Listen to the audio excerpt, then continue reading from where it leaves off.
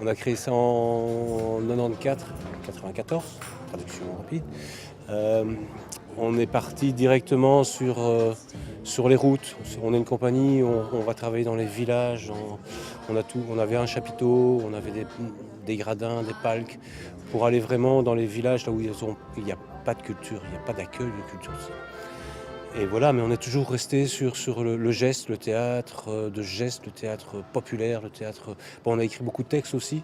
On est revenu à nos essences, c'est-à-dire le spectacle non verbal. Mais voilà, on est vraiment populaire. Alors qu'est-ce que c'est? Pour moi, c'est assez simple, c'est du théâtre de geste. D'abord, on ne parle pas, c'est très physique, les émotions sont transmises par le corps. Euh, c'est de la poésie aussi, parce qu'on colle des images qui font des tilts après les avoir vues, on se fait ah oui, tiens. Et donc c'est pas du théâtre d'objet, mais voilà, ça fait bling blanc dans la tête du spectateur. Ça les bouscule quoi, un petit peu. Un petit peu pour faire de la poésie visuelle.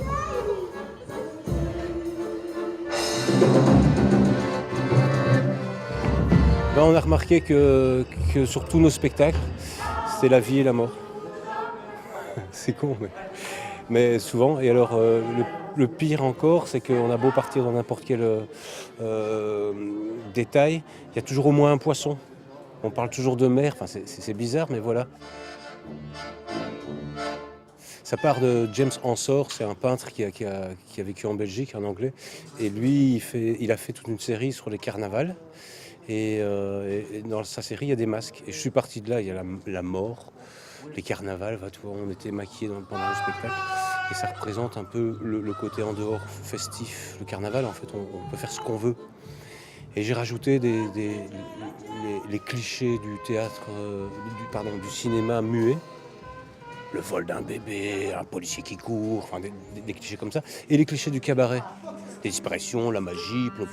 Et j'ai fait vraiment un melting pot de ça pour raconter cette histoire de bateau toute simple, hein, c'est tout simple. C'est la société qui coule. Pourquoi la société coule? Parce que les pauvres volent aux riches, parce que les riches volent aux pauvres, parce que le capitaine est devenu fou et que le bateau coule en rencontrant l'iceberg qui représente la nature, la force de la nature. Bon, ça c'est pas aussi sérieux que ça.